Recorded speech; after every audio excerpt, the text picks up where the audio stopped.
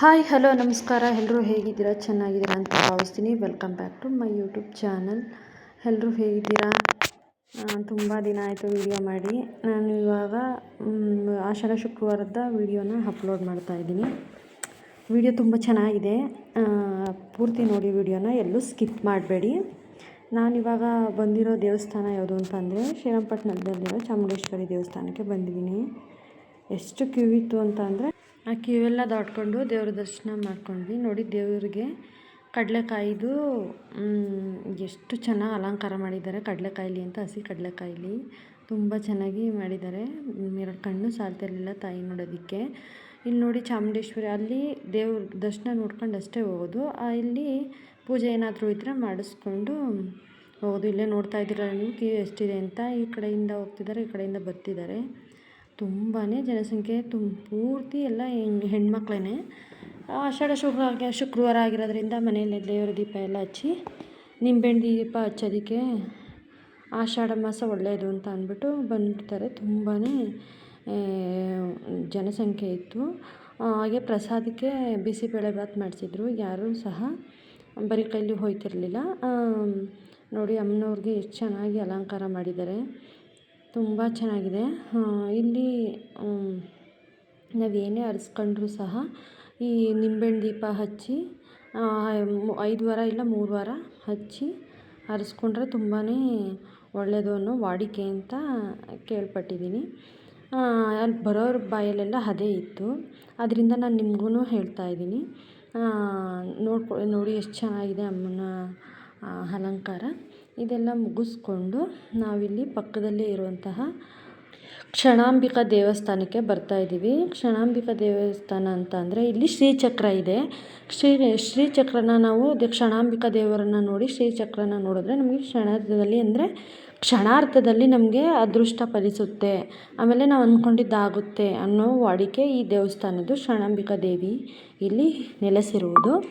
ಇಲ್ಲೂ ಸಹ ಅಷ್ಟೇ, ನಿಂಬೆಹಣ್ಣು ದೀಪನ ಹಚ್ಚಿ ಎಲ್ಲ ಹೆಣ್ಮಕ್ಳುಗಳು ಪೂಜೆ ಎಲ್ಲ ಮಾಡಿಕೊಂಡು ಮನೆಯಲ್ಲೇ ಸಿದ್ಧ ಮಾಡ್ಕೊಂಡು ಬಂದಿರ್ತಾರೆ. ಇಲ್ಲಿ ಅಡಿಕೆ ತಟ್ಟೆಗೆಲ್ಲ ಹಾಕ್ಕೊಂಡು ರೆಡಿ ಮಾಡ್ಕೊಂಡು ದೇವರಿಗೆ ನಿಂಬೆಹಣ್ಣು ದೀಪದ ಆರತಿಯನ್ನು ಬೆಳಗಿ ತಾಯಿಗೆ ಪೂಜೆಯನ್ನು ಸಲ್ಲಿಸ್ತಾರೆ. ನೀವೇ ನೋಡ್ತಾ ಇದ್ದೀರಲ್ಲ ಕ್ಷಣಾಂಬಿಕಾ ದೇವಿಕ, ಮತ್ತು ಕೆಳಗಡೆ ಇರೋದು ಶ್ರೀಚಕ್ರ.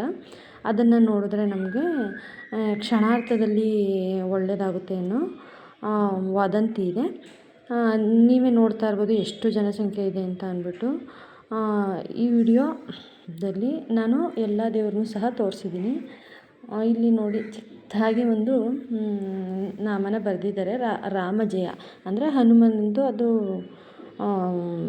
ಮಂತ್ರನ ಬರೆದಿದ್ದಾರೆ. ಅದು ಓದ್ಕೊಂಡು ಹನುಮಂತನಿಗೆ ಚೀಟಿಲಿ ಅದನ್ನು ಬರೆದಾಕಿದ್ರೆ ಆಗುತ್ತೆ ಅನ್ನೋದೊಂದು ಇತ್ತು. ಅದನ್ನು ಸಹ ತುಂಬ ಚೆನ್ನಾಗಿತ್ತು. ಅದನ್ನು ಚೀಟಿ ಬರೆದು ಹಾಕಿದ್ರು.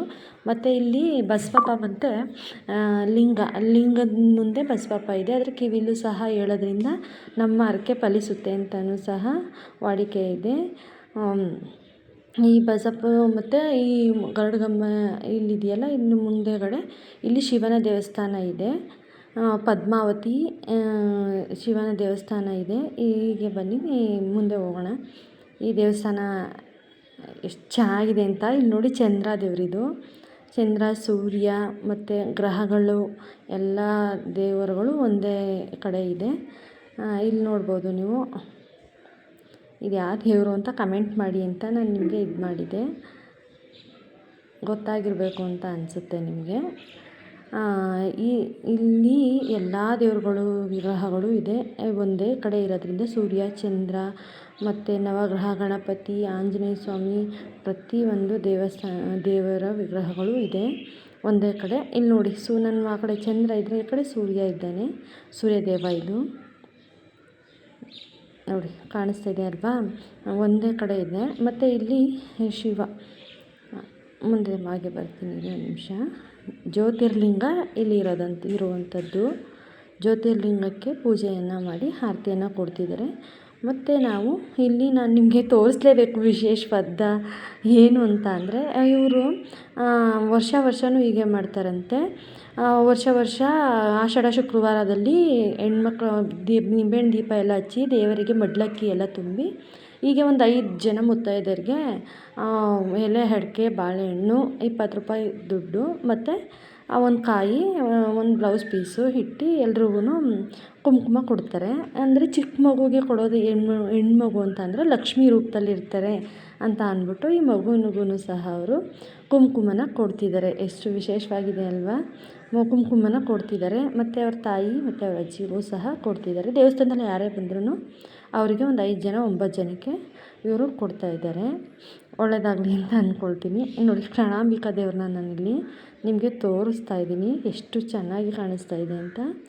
ನೀವು ಅಂದ್ಕೊಳ್ಳಿ ಮನಸ್ಸಲ್ಲಿ ನಿಮ್ಗೆ ಏನಾಗಬೇಕು ಅಂತ ಅನಿಸುತ್ತೆ ಅಂದ್ಕೊಳ್ಳಿ, ನಿಜವಾಗ್ಲೂ ಆಗುತ್ತೆ ಅಂತ ಅಲ್ಲಿನ ಐನವರೇ ಹೇಳಿದರು. ಮತ್ತು ನೋಡಿ, ಅಲ್ಲಿ ಸುತ್ತಮುತ್ತ ಪ್ಲೇಸೆಲ್ಲ ಎಷ್ಟು ಚೆನ್ನಾಗಿದೆ, ಪ್ರಕೃತಿ ಎಷ್ಟು ಚೆನ್ನಾಗಿದೆ ಅಂತ. ಅಲ್ಲಿಂದ ನಾವು ಬಂದಿದ್ದೆ, ನಿಮಗೆಲ್ಲ ಗೊತ್ತಲ್ವ, ದೇವಸ್ಥಾನಕ್ಕೆ ಹೋದ್ಮೇಲೆ ನಾವು ಲಾಸ್ಟಲ್ಲಿ ಏನು ಮಾಡ್ತೀವಿ, ಹರಳಿಕಟ್ಟೆ ಮತ್ತು ನಾಗರಕಲ್ಲನ್ನ ನಮಸ್ಕಾರ ಮಾಡಿಕೊಂಡು ಹರಳಿಕಟ್ಟೆ ಸುತ್ತದೇ ಬರದೇ ಇದ್ದರೆ ದೇವಸ್ಥಾನ ಪೂರ್ತಿ ಆಗಲ್ಲ. ಇವಾಗ ನಾವು ಹರಳಿಕಟ್ಟೆ ಎಲ್ಲ ಸುತ್ತಕೊಂಡು ನಾಗರಕಲ್ಲೆಲ್ಲ ನಮಸ್ಕಾರ ಮಾಡಿಕೊಂಡು ಮನೆಗೆ ಹೊರಡೋಣ ಅಂತ ಹೊರಡ್ತಾ ಇದ್ವಿ. ಅಷ್ಟರಲ್ಲಿ ಗಣಪ ಕಾಣಿಸ್ಕೊಂಡ್ರು. ಅವರು ಮಗುವನ್ನ ವೀಡಿಯೋ ಮಾಡ್ಕೊತಾಯಿದ್ರು. ಮತ್ತು ಆ ಮಗು ಗಣೇಶ ಬಿಡಬೇಕಾದ್ರೆ ಹೇಳುತ್ತಲ್ಲ, ಗಣಪತಿಗೆ ಜೈ ಜೈ ಅಂತ ಆ ಥರ ಹೇಳ್ತಾಯಿತ್ತು. ತುಂಬ ಖುಷಿ ಆಯಿತು. ಮಕ್ಳಿಗೂ ದೇವ್ರ ಕಂಡ್ರೆ ಎಷ್ಟು ಭಕ್ತಿ ಅಲ್ವಾ, ಇರಬೇಕದು. ನಾವು ಚಿಕ್ಕದ್ರಿಂದನೇ ರೂಢಿ ಮಾಡಿದ್ರೆ ತುಂಬಾ ಚೆನ್ನಾಗಿರುತ್ತೆ. ಹಾಗೆ ಬರ್ತಾ ಇರಬೇಕಾದ್ರೆ ರೋಡಲ್ಲಿ ನೋಡಿ ಎಷ್ಟು ಚೆನ್ನಾಗಿ ರಂಗೋಲಿನ ಬಿಡಿಸಿದ್ದಾರೆ. ಮತ್ತು ಇನ್ನೊಂದು ಇಲ್ಲಿ ಸಂತಾನ ಲಕ್ಷ್ಮಿ ಅಂತ ಚಿಕ್ಕದಿದೆ. ನಮ್ಮ ತೇಜುವಿಗೆ ಯಾವ ದೇವ್ರು ಕಂಡ್ರೂ ಭಕ್ತಿ ತುಂಬ ಜಾಸ್ತಿ. ಅವಳು ಏನು ಮಾಡ್ತಾಳೆ, ಎಲ್ಲ ದೇವ್ರಿಗೂ ಕೈ ಮುಕ್ಕೊಂಡು ಬರ್ತಾಳೆ. ಇಲ್ಲಿ ನೋಡಿ ಕಾಣಿಸ್ತಾ ಇದೆಯಾ, ಅಲ್ಲಿ ಮಗು ಎತ್ಕೊಂಡು ಕೂತಿದೆ ದೇವರು. ಅಂದರೆ ಸಂತಾನ ಲಕ್ಷ್ಮಿ, ಮಗು ಎತ್ಕೊಂಡು ಕೂತಿರೋವಂತಹ ಸಂತಾನ ಲಕ್ಷ್ಮಿ. ಇಲ್ಲಿಗೆ ಮಕ್ಕಳಿಂದ ಇದ್ದವರು ಇಲ್ಲಿಗೆ ಬಂದು ಅರ್ಸ್ಕೊಂಡು ಪೂಜೆ ಮಾಡಿದ್ರೆ ಮಕ್ಕಳಾಗುತ್ತೆ ಅಂತ